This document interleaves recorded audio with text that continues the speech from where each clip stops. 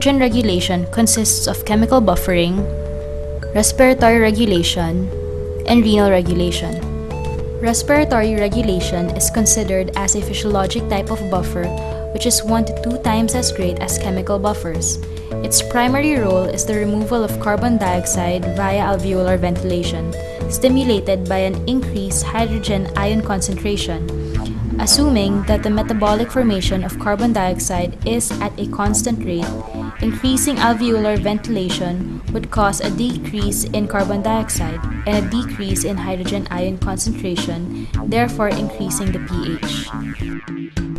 The chemical systems that maintain a normal pH are called buffer systems, preventing the pH from drifting far from normal. Approximately 60 to 70% of the total chemical buffering of the body fluids results from the action of intracellular proteins that have high concentrations and pKs fairly close to 7.4. In the red blood cell, hemoglobin is an important buffer. As for the remaining 30 to 40%, extracellular buffer pairs, bicarbonate, phosphate, and ammonia take over. One of the members of the pair is an acid because it is capable of donating a proton, thus lowering pH. The second member of the pair is a base because it is capable of accepting a proton, thus raising pH. But the major homeostatic control point for maintaining the normal pH in the plasma is renal excretion, which makes use of chemical systems. Now let us travel through the urinary tubules to see how these chemical buffer systems act. The sites of hydrogen secretion are the proximal, distal tubules, and the collecting duct. The different compartments inside the renal tubules are the lumen, which contains a tubular fluid, the apical membrane, which has various channels, the basolateral membrane, with tight junctions and channels, regulating the components of the tubular fluid, transporting them through the interstitial fluid into the peritubular capillaries.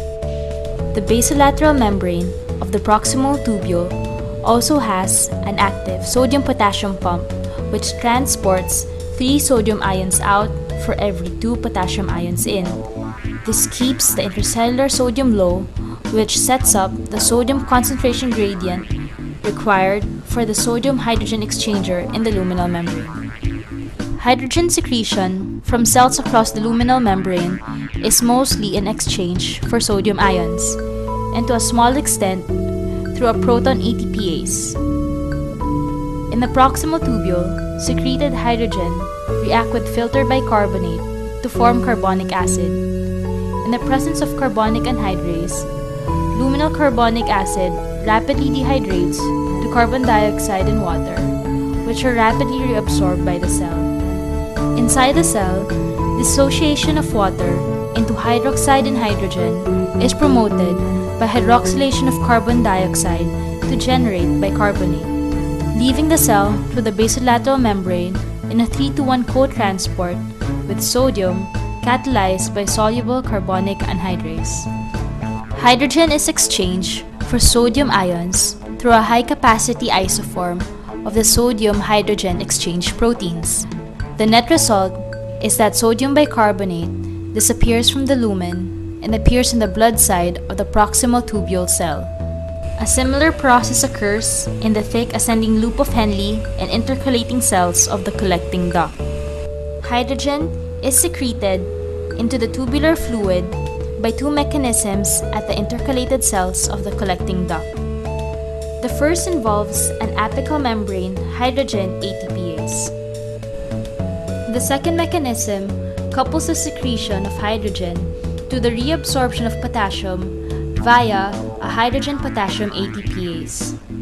Then bicarbonate exits the cell through the basolateral membrane via a chloride bicarbonate antiporter. Another type of intercalated cell secretes bicarbonate rather than hydrogen, having its hydrogen ATPase at the basolateral membrane and the chloride bicarbonate antiporter at its apical membrane. Normally, the entire filtered load of bicarbonate is reabsorbed, where 80% is reabsorbed at the proximal tubule, 15% at the thick ascending limb, and the remaining 5% at the collecting duct. The proximal reabsorption of bicarbonate can be affected by many factors, including the pH, the carbon dioxide tension levels, the potassium levels, and the extracellular volume status. A decrease in pH, potassium levels, and the extracellular fluid volume will result in increased bicarbonate reabsorption. An increase in carbon dioxide tension will also result in increased rates of bicarbonate reabsorption. Another function of the kidney in acid-base homeostasis is to generate new bicarbonate molecules to replace those consumed in buffering protons, which is done through ammonia and titratable acid excretion, where ammonia excretion is the predominant mechanism through which the kidney increases new bicarbonate generation. But first, let us see how non-bicarbonate buffers act generally. The primary urinary buffer, hydrogen phosphate, and the other buffers, collectively called titratable acids, use the hydrogen ATPase for hydrogen secretion with subsequent hydration of carbon dioxide, producing bicarbonate that is reabsorbed in the blood. In ammonia excretion, we must take note that it requires the integrated activity of several nephron segments. Proximal tubule cells metabolize glutamine to form equimolar amounts of ammonium and bicarbonate. This is the new bicarbonate molecule absorbed into the peritubular capillaries. Ammonium is reabsorbed in the medullary thick ascending loop of Henle and diffuses through the interstitial space to the collecting duct. Ammonia then diffuses into the luminal fluid, where proton secretion by collecting duct cells lead to the formation of ammonium, which remains trapped in the luminal fluid. So in summary, the blood has an optimum pH of 7.35 to 7.45 and is maintained by the lungs and kidneys. Through the respiratory regulation, the lungs can control blood pH through exhalation of carbon dioxide, decreasing blood acidity. However, the more effective means of acid-base balance is through the renal regulation, which is through the secretion of hydrogen ions and using of chemical buffers, such as bicarbonate, phosphate, ammonia, and intracellular proteins to control blood pH. Hydrogen secretion and bicarbonate reabsorption sites include proximal tubules, distal tubules, and the collecting duct. Bicarbonate ions can be produced via ammonia excretion and titratable acid excretion. Ammonia produced or released into the luminal fluid to trap excess hydrogen to control the pH